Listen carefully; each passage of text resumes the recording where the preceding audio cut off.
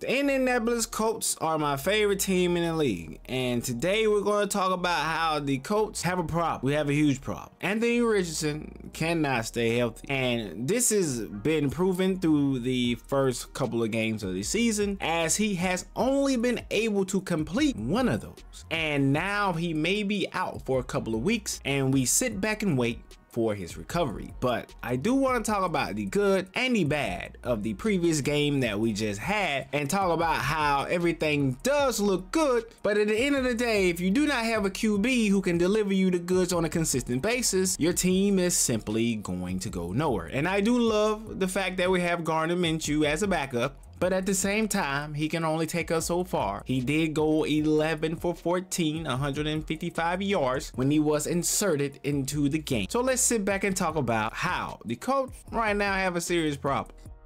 The Indianapolis Colts played the Tennessee Titans, a division rival, and this game could be pivotal later on in the season when it comes down to actually figuring out who the division leader is going to be. Jacksonville just got a win in London, so they are looking okay, but I honestly believe that the Indianapolis Colts potentially have the best roster in the AFC South. We're going to see next week when we play the Jaguars again. In the beginning of the season, they did get the victory, but the AFC South is a complete mess because the Indianapolis Colts beat the Houston Texans, and then the Houston Texans turn around and defeat the Jaguars. So who knows which team is actually going to win this division. I honestly believe that in these few weeks, the Indianapolis Colts have gotten better and better. Looking at this Tennessee game, at first glance, it looked like it was going to start out like an average Colts game, maybe a slow start, and then things will start to pick up from there. And all of a sudden, Zack Moss broke a 56-yard run, giving the Colts a 3-7 lead. Later on in the second quarter, Indianapolis kicked a field goal. Tennessee had a field goal as well, and the Colts should have kicked another field goal, but they decided to go for it on fourth down inside of the red zone. And I'm not going to harp on this too much because I think Shane Steichen did an excellent job putting his guys in position in order to actually convert that fourth down. The play call was great, the guy was wide open, but you win some, you lose some, and we lost that possession right there. Thankfully though, it did not come back to bite us, but usually the rule of thumb that I like to go by is take the points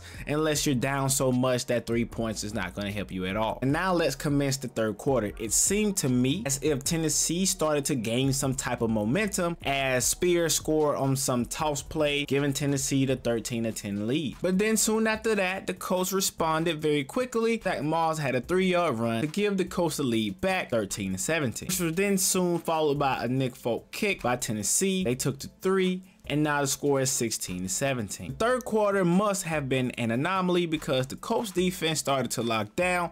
Tennessee looked like they were lost out there. Derrick Henry could not get anything going. Colts were able to hold him to 43 yards on 13 carries. I will say this though, DeAndre Hopkins had his best game of the season as a Tennessee Titan. He had 8 receptions, 140 yards. And just to go back to Derrick Henry, on a 4th and 1 in the fourth quarter, I guess the Tennessee Titans did not see what the Indianapolis Colts did inside of the red zone. And so instead of taking a 3, they decided to go for it on 4th and 1, and the Colts got a fantastic red zone stop. The Colts will soon capitalize off this, drive down the field, and get a field goal. Shout out to Matt Gay. He has been excellent in these past couple of games. Fast forwarding to the end of the game, in good old Tannehill fashion, he throws an interception to end the game, and that is your ball game. Colts 23, Tennessee Titans 16. Ryan Tannehill ended the day 23 for 34, 264 yards, and 1 interception. Just some missed opportunities by Tennessee that ended up costing them down the road. The Indianapolis Colts, who just signed Jonathan Taylor to a 3-year, $42 million extension that includes $26.5 million guaranteed. Had their star running back on a pitch count. He had 6 carries for 18 yards. But the star of the show, Zack Moss, had a fantastic day. 23 carries, 165 yards, 2 touchdowns. Josh Downs, 6 receptions, 97 yards. I'm very impressed with what I have seen from Josh Downs, especially being a rookie, coming in and improving each and every game. The Colts defense stepped up when they needed to. Holding any team in the NFL to 16 points is something that you need to be celebrating. So it's still a serious problem if the Indianapolis Colts as a whole are playing pretty good and the quarterback is hurt. Yes, it is. And I'm not making this video to say that I do not believe in Anthony Richardson. I honestly think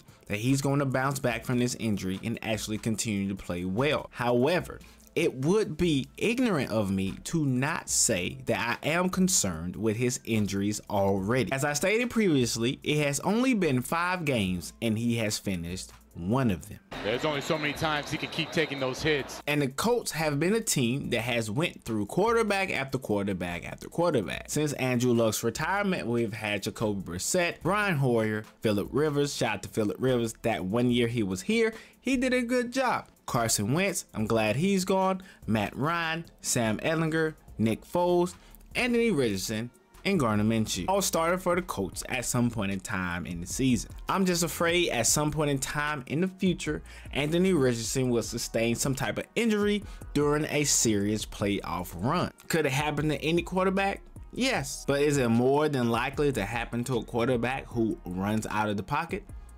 Yes. And it always seems like the Indianapolis Colts are just a quarterback away from being a great team, which a lot of teams are a quarterback away. But when you actually look at the team that the Indianapolis Colts have, the defense is there, the weapons are there. They're not the best weapons, but they're there and they can produce. The coach, in my opinion, is now there. If healthy, is Anthony Richardson that guy? I believe in him. But is he going to have to prove that he can stay healthy for more than 1 game at a time? Yes, he is. I know it's still early. I know he has his entire career in front of him, but with our history of quarterbacks and injuries, as a Colts fan, it is something to consider and think about. How this is still a problem until proven otherwise. Let me know what you think. Maybe I'm over exaggerating, but that Andrew Luck retirement still haunts me to this day. And now to top all of that off, we may have a running back issue, but I honestly don't think so. This was something I was considering talking about during this video, but at the same time, having 2 running backs, a running back by committee system, is sometimes the best way to go.